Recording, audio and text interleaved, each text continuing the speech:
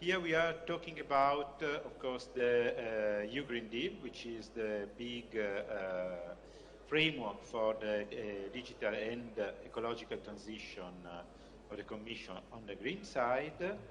And it has quite something to deal with sustainable transport, as we see.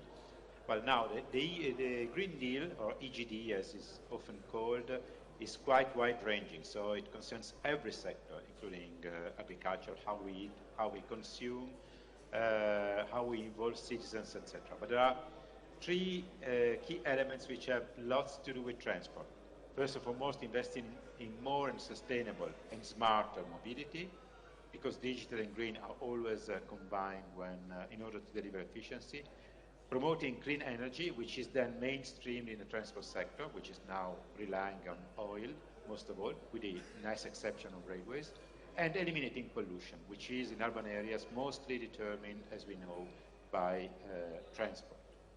And in order to do so, the main package which has been launched now and will receive a second substantial backing now on the 14th of December is the so-called Fit for 55, which is a comprehensive package aiming at delivering actually the minus 55% of greenhouse gas emission by 2030, which is a steep progress, which is called a steep progress, which involves everything, as you can see, from the use of soil, forests, etc., emission trading, energy efficiency, boundary conditions such as the Energy Taxation Directive, but also the carbon border adjustment mechanism to ensure that there is no carbon leakage, so that if we tax carbon here, the polluting industries just go beyond the border, and then we import polluting element. No, this is taken into account into the picture, but also all the new fuels for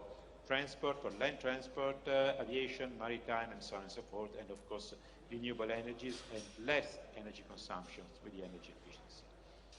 Within this framework, this policy mix, if you wish, is a package because it's bound together in order to work. It includes lots of pricing, which is internalization of external costs, including ETS, and we'll see how it provides a level playing for the sector, which has been called by, and rightly so, by the railways. It includes specific targets at national level for sectors which are falling outside ETS, like the effort sharing regulation, for the way we use soil, how much renewable energy we produce, how much energy we consume, etc. And stricter CO2 emission for cars and vans, for instance, which will have to become zero emission by 2035, and all the accompanying infrastructure, but also support measures for those who are affected by the transition, including the Social Climate Fund. So this is a whole package which we cannot take something out and let it work and achieve the results. It's highly interconnected. In this, the ETS, which is a major internalization of the external cost of greenhouse gas emission, will be linked to transport. On the existing ETS, we have the ending of free allowances for aviation, and maritime transport will be included. This is controversial on transshipment, but still it's a step forward. And we increase the ambition to go to not to minus 43, but minus 61 by 2030. But aside, so this is quite strong and will incentivize zero emission mobility. Then we have the new ITS for road and buildings that will affect the road transport with an objective of emission reduction of 43% by 2030, and which will feed also the Climate Social Fund in order to compensate those affected. It's not just a compensation, it's allowing them to migrate or to benefit from low emission modes. So this is something that can encourage also modal shift towards rail and local transport, for instance. In general, transport decarbonization is very complex. So it involves, of course, the goal is not 100% for transport alone, because it's very difficult as a sector to decarbonize, but minus 90% of net greenhouse gas emission at 2050. It involves lots of measures. You'll see two of them, 10T Urban Mobility Framework, that wants to incentivize the modal shift towards, for instance, railways and low carbon transport modes. but of course cleaner fuels for all the transport modes through Renewable Energy Directive, Fuel EU for maritime, Green Fuel EU for aviation, cleaner vehicles for light-duty vehicles, it's already out, and next year we'll have a new standard for heavy-duty vehicles, progressively phasing out more polluting vehicles, but also all the alternative fuel infrastructure provision through the alternative fuel infrastructure regulation, and also the availability of smart charging in buildings through the energy performance of building directives. In this framework, the vision is what is it for railways? Well, railways already emit almost anything. In terms of direct emission, is 0.5% transport. So the idea is not much just acting on railways, but using more railways and providing more capacity for railways in order for railways to contribute to this objective. And in fact, this is also echoed by the EU strategy for sustainable and smart transport. We have an overall new package of TSIs, and you've been talking about some of the novelties that will be introduced this morning. We have the principle of internalization of external costs, which you have already seen in ETS, but will be pursued for other emissions than carbon in the future.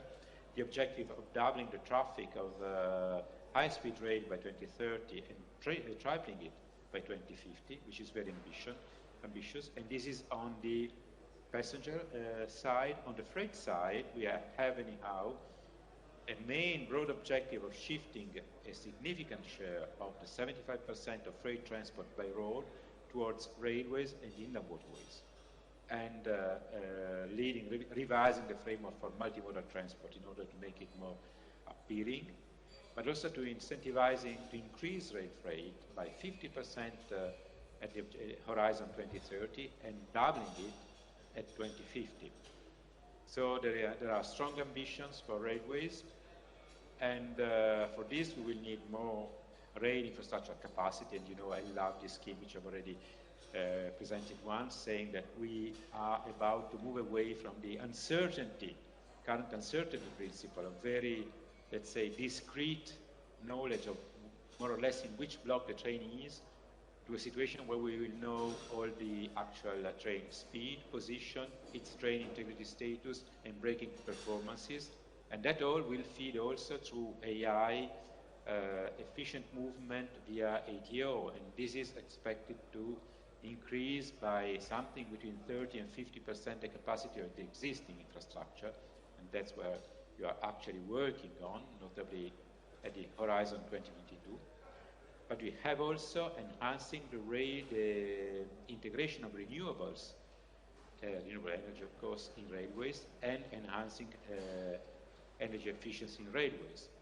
So, of course, electrification per se is to be widespread, is supported also through the recovery plans, and is still deployed.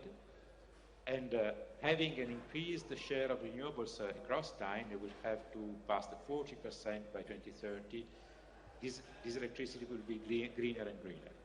Then we have important savings expected also from ATO due to better speed, performances, and low costing, which are expected to be between 20 and 40%, which is a lot.